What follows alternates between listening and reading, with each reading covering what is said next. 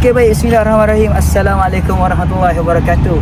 Saya siapa? Saya Haris Syafiq bin Kifli dari kelas Dharma 7, ambilan PISMP 2024-2029.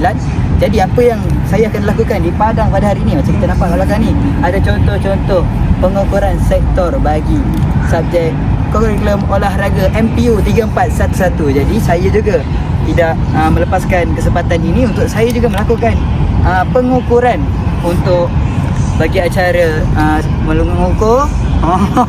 mengukur sektor untuk acara lontar peluru. Okey, baik. Mari kita menontonkan. Kita akan buat lingkaran untuk lontar peluru. Okey, sepanjang 1.067 meter.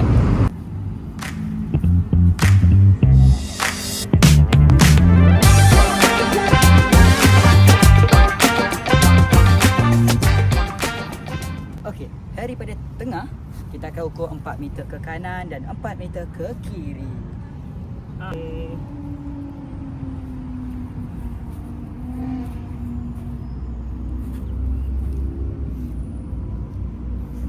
Kita akan buat garis lurus di sebelah kanan dari X.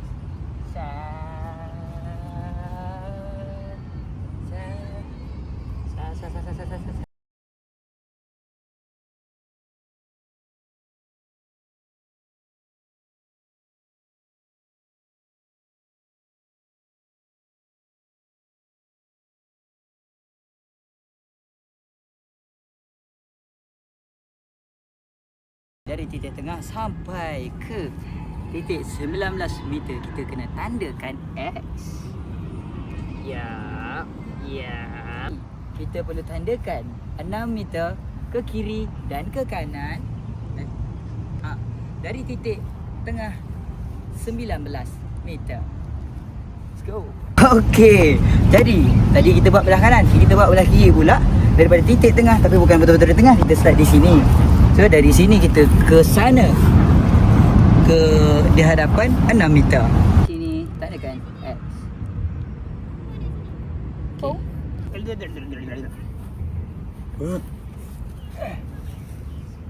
Tak payah kot ni.